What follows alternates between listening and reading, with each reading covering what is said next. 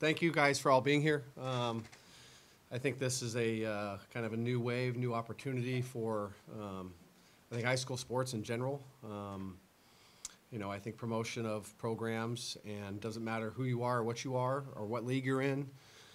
I'm a huge fan of high school sports. I'm a huge fan of all things high school, and I'm honored to be here. I'm honored to sit with these student athletes. And I'm excited. I'm excited for this opportunity and venue and this vehicle to allow us to, talk about our sports programs. But really, it's about promoting high school baseball. I think high school baseball is not a dinosaur in terms of what you will. I think it's something to be celebrated and promoted. That's why I think a day like today is so special. I think the world of high school coaches that are, in Southern California, the Mike Gonzaleses, the Chris Ashbocks, the guys that I deal with a lot in South County, and then obviously the guys we have in our league. I do think our league is one of the top leagues in the nation. There's a lot of great leagues in South Coast League and Sunset, the Bob Zamores of the world, and the Benjamin Durs. So I'm for all high school sports, and especially high school baseball, and I want to be one of those, or help promote and advocate for our sport.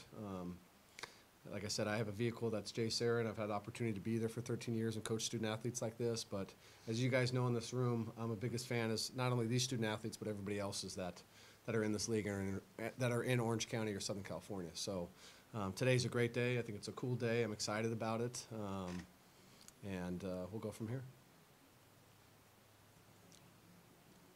Brett, talk a little bit about maybe one or two things about each of the young men beside you here, and what kind of value they bring to the school, the program, things of that nature. Well, I think before on them, I think the one thing that we talk about and they kind of laugh at me about is the term efficacy is making people around you better, and I think that's probably going to be a common theme in these rooms when you talk to different teams. And guys like Blake and Michael and Cody, they're special athletes, so special student athletes. They all do things differently. They all have different demeanors to their game, different reactions, different emotions, and they're learning to go through the process of a competitive high school environment. Blake's been here for 4 years, Michael's been here for 3 years, and Cody's been here for 2 years now. They're all different in their own right, and they're all guys that are committed, and I think that's a great coup for them. But they want to make the guys around them better. They want to win just as much as the guy next to them. And what we as coaches are trying to do is understand that they aren't us. They didn't play in the 90s or the 2000s or the early 80s or what it was. So they're growing up in a different generation where there's a lot of obstacles, and but I think they're handling a lot of things fluently and well. And I'm lucky to have them because they're special kids and they're special players, and we wouldn't be JSerra without who they are currently. Obviously, have to honor the kids in the past, the great players that we've had in the past, and hopefully in the future. But these guys are the here and they're the now. Coach, Hoover, you got the trip coming up here. What's that relationship been like for the team so far? It's been great. I mean, you get used to playing the same teams over and over in Orange County. We play the El Toros, the Missions, the Tesoros, all those schools, and normally, whether it's the Elks or the Loera tournament. So, with Hoover, Coach Adam Mosley, it was presented an opportunity for them to come out last year through Skip Schumacher, who's a friend of the program and been a big advocate for high school, and obviously a bench coach for the Padres. And so Adam and I created a great relationship, and when they came out, I'm like, it'd be cool to go out there next year. I understand it's like -5 degrees there right now, so maybe it's not a good idea right now to go there. But we want to see different parts. I think when we go out there, we're going to play the defending national champions, Parkview, Georgia. Then we're going to take Thursday as a day off. We're going to go to the Civil Rights Museum in Birmingham, and then get a chance to go visit Auburn in Alabama, and then play a doubleheader versus Hoover and a doubleheader versus Vestavia Hills. So I don't think any of these guys have been to Alabama before, so maybe a little culture, a little barbecue, learn a lot about life and different parts of the country, and it will be a unique opportunity for us. So we're excited about it. I'm not excited of flying. If you guys know about me, I'm not a flyer, so I will not be flying with these guys next to me. It will not happen. Brett, you played here at Modern Day, obviously. Played at Cal State Fullerton, played some pro ball. baseball. You've been coaching now for a while. What's the biggest difference you see between when you played baseball, either in high school, collegiately, or professionally, compared to now in terms of the level of talent in the Trinity League? You had an opportunity to go to the NHSI a few years ago, see some of the top teams in the country. What's, in your opinion, what's the biggest separator between the Trinity League and everybody else? That's a good question. I think there's a lot of loaded parts to it. When we played, first off, we had the -5 bats. So those the things. Talk exit velocity or things like that. It's a different ball game. Transfers, didn't deal with transfers. I mean, it's just something you didn't deal with. Back in when I played '94 to '98. I think the players. I mean, we had the Mike Hessmans and the Mike Kolbachs, and Gerald Laird was down the street, and Pat Manning, and some great players. There was great players in Orange County. They're bigger, they're stronger, they're a little bit. There's baseball. The game is still the same. I think the coaching has gotten better around the county. I think the club aspect has elevated some moving parts to it. Like I talked about earlier, I think high school baseball has become more elevated as well. The Trinity League is one of the top leagues in the country, but I could sit here and talk about the South Coast League as well. So there's been some great avenues for our players. Do I think that our league has probably got the most Division I commits? Yeah. Do we want to put our the feather in the cap on that? Yeah, I think so. But I also think you've got Donnie Barbara, who's been a college coach. You've got Sean Gilbert, who's been a college coach. You've got Eric Borba, who's won multiple CIF championships at De La Salle and done what he's done at OLU. You've got Richard Mercado, who's played at Arizona and has done wonderful things, and Malik has done at Santa Barbara. So there's this giant pedigree of outstanding coaches, I think, in our league. But now you add the players, and I mean, these three guys, you've got Arizona, USC, and UCLA, and that's just a snippet. You've got the facilities that each program has. So I don't want to call it the SEC of high school baseball, but it's coming to that level where each brand and each marketing component of our school of who does it the right way and who plays the game the right way and what's best for you. I think it is an important piece of the puzzle of promotion of players and promotion of your brand. But it's fun. I mean, you want to play the best, you want to be the best, you got to compete against the best.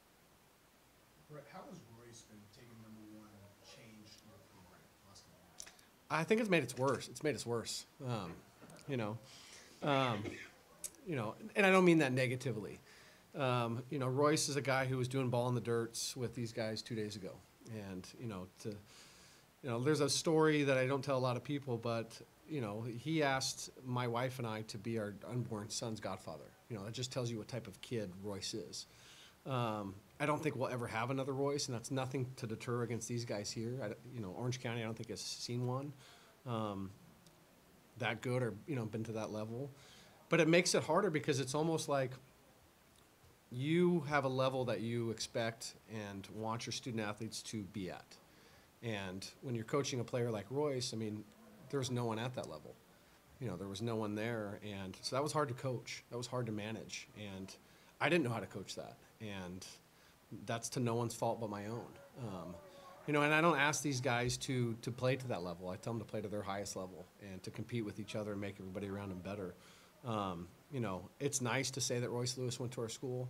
He's the best player I've ever coached, the best player I've ever seen.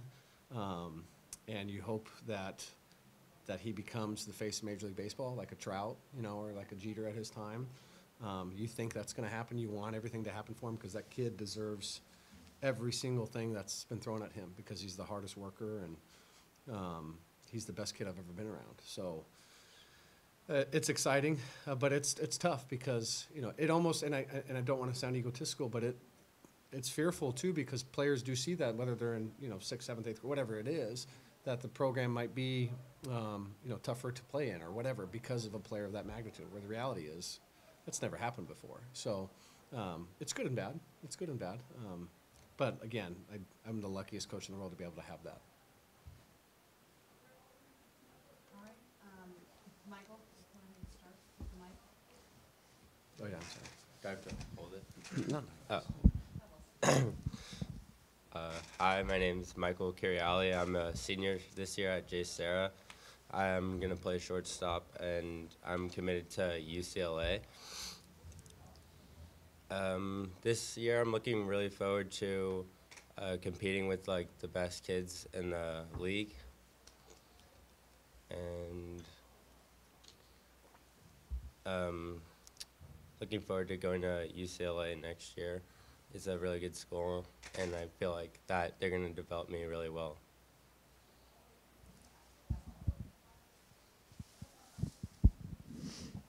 Cody Schrier, sophomore at JSerra. I'll play second base, a little bit of shortstop this year.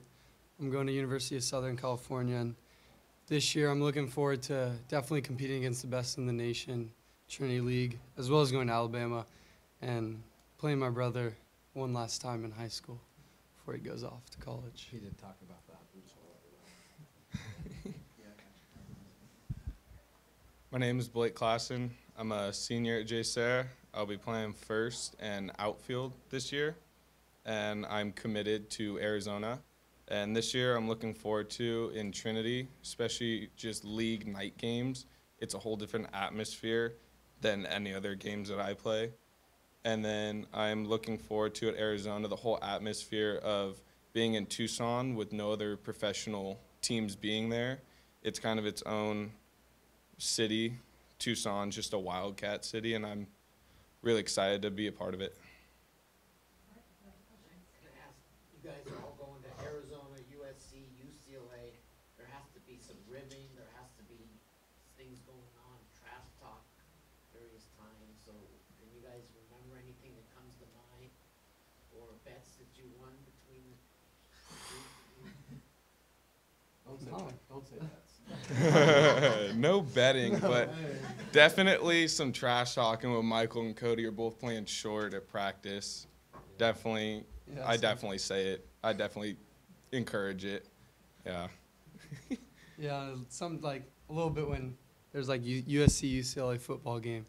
Me and Mike, we'll talk about it like week before. And, UCLA won. yeah, but next year we'll get them. But no, not betting. Just a little trash talking for fun every now and then. Cody, why don't you stay on the mic there and tell me a couple things about USC and the coaching staff and why you chose that program to go there, and that's going to be the same question for each of you. Yeah, no, it totally felt like home to me when I went there. I actually was a huge fan of UCLA before going there, so it was almost like, all right, we'll just go to check it out, see what it's about. Went there, close to home, really loved it. Parents really loved it. I mean, the facilities are beyond amazing, and then coaches were super nice, love them too. And I'm able to stay close to home, and parents can still come to the games and watch me play because they love that. And so that'll be fun. And weather in SoCal, can't beat that. So I think it's a great program, and the history there and people that have went there, I think it's really great, and it's a good fit for me. So the question was like, what? Just tell me a little bit about University of Arizona, the coaching staff, and why UA. Yeah. So first time I never really had like a dream school. I was talking to Arizona. I was like, all right, yeah, I'll go check it out. Instantly just fell in love with it. I always loved playing at JOs. I love heat. I love just everything about Arizona. And then meeting Coach Johnson and Coach Brown and Coach Lawson, it just seemed to click with, they knew what they wanted out of me. I really loved the respect that they had for me and my abilities. And I fell in love with the facility and everything just about Tucson.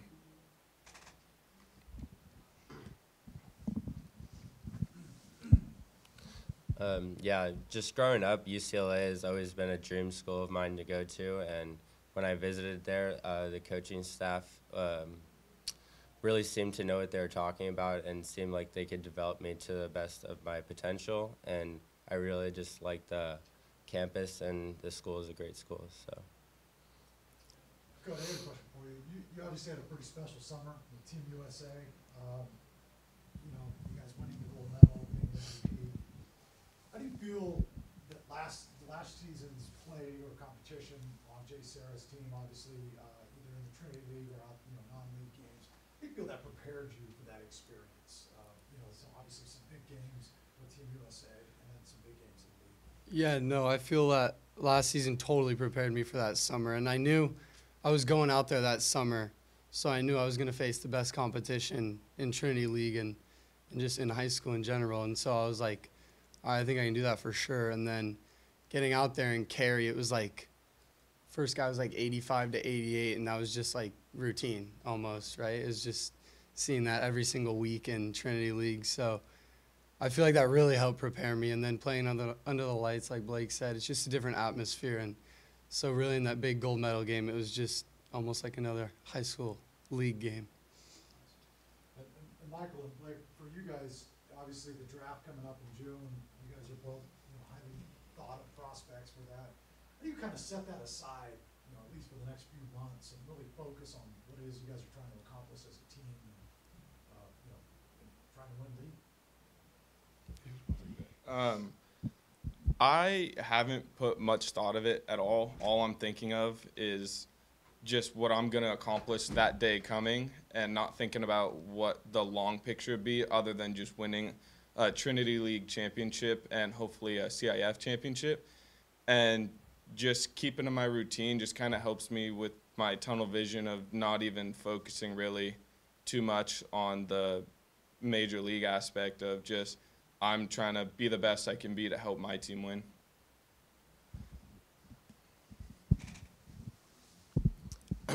Yeah, it's pretty much the same for me. I'm just trying to win a Trinity League title and hopefully a CIF title. I don't really think about the draft that much. I'm just going to work hard every day and develop every day. Michael, while you got the mic there, last season, about midway through the league play, you kind of dealt with a little bit of a slump. I know that had some outside factors with the contacts and all that type of thing. Is that any sort of extra motivation as you head into this season, trying to right the ship and figure something out here for your senior year? I mean, yeah, of course, I'm going to work hard this year and hopefully have a better ending to the season and just do better than last year. So Brett, can you, how have you been able to pull off the situation where you've had some great shortstops, but they've been patient enough to wait their time to play shortstop? So you have another one again who's waiting. You have Chase, you have Royce, you have, how are you able to do that in this time where people will just walk away? Love. We got to love them up.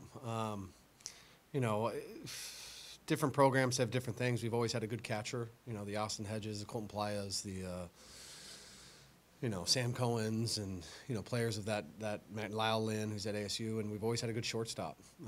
Started with Quinn Renner, who went to St. Joseph's, and then Joey Ponder, Trevor Sharpie, and then Chase Strumpf came in, and Royce played third for 3 years, and then Royce played his senior year, and I still get a lot of crap from Royce on that. But Chase was a phenomenal player. I mean, think about the infield we had. And I think Cody's a player that can play multiple spots. And, this kind of spring we've kind of eased in. Michael's going to play some short and some center. Cody's going to play some second and some short. Kind of ease them in there. They're both good in their own right. They both can handle it. They're both mature. A lot of it's the system. The systematic stuff we have. I'm a Titan at heart, so we run a lot of Titan stuff that we do, and they can both handle it. Not that Michael's going to take that to UCLA or Cody's going to take that to USC. And they're patient. They're patient. I think, the best part of it all is that a good program starts at home, and they both got good parents and a good understanding. And all the shorts that we've had have had wonderful parents, and they've been patient with the process. Where in this day and age, if they don't win a spot, what's the next thing they do? Then they go and, grass is greener, may transfer or whatnot. And these kids didn't. But we knew Cody was going to be special when he was an incoming freshman. We knew Michael was going to be special when he was coming in as well. So, it's kind of a learned thing in this day and age, but, they've been wonderful about it, and it's been exciting. Coach, we got it there. Heading into the season, the loss of Lee, we kind of spoke a little bit earlier about Gage a little bit, but what is your outlook for the pitching rotation? Ryan Farmer.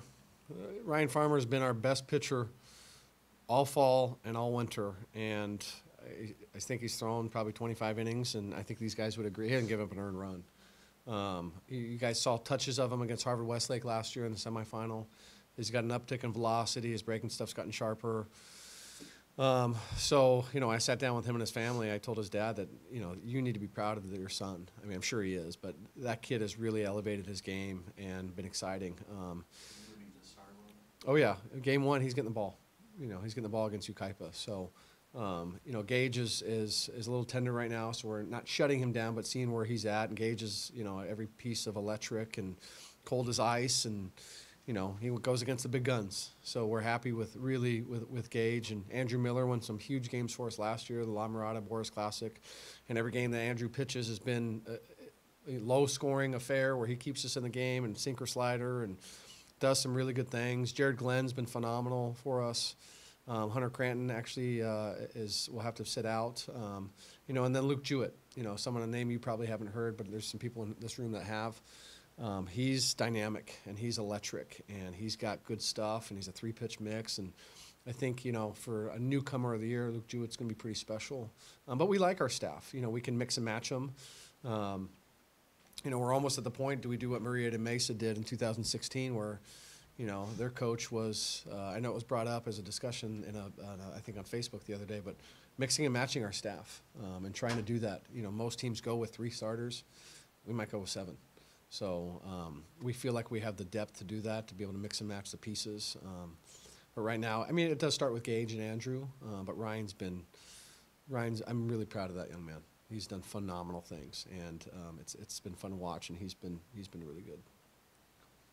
Like you talked about playing a little bit of outfield this year. We saw that a little bit during scout ball. In my opinion, it seems like a really good fit. I mean, is that something that your college coaches broached with you, or is that just something you took upon yourself, or you and Coach K discussed, or obviously long term that could eventually help you? Yeah, so that had always been in my back pocket because he stuck me in the outfield a little bit of freshman year just to get a feel for it, but that's all I played for sophomore year, so that's something I've been comfortable with. And then junior year, it just kind of not faded away, but it just felt more of a right call to put me at first. And then I've been talking around, and then Angels found a spot for me for outfield, and I go, perfect, this will help me to put myself out there, as I'm not just a first baseman, I can move around. And then being recruited by Arizona, he said that he liked me a lot at first, and as the times progress, he keeps talking about, yeah, we like you at first, but now we can see you as an outfielder now, so that just helps me to be more versatile, just to get my bat in the lineup. And I think Blake's got one of the most special left-handed bats in Southern California. One of the big things. And not to take his thunder, but when talking to Coach Johnson, I think Blake's got the ability to be one of the best left-handed bats in Orange County or Southern California. So, I mean, it's a special offense. It's a really, really special offense. Cody, Last question. real quick. Yep, last question. Fair or foul on the double? Didn't even know where it went. I'm saying fair. I'm called it fair, so. Just had to Yeah. tie up that loose end.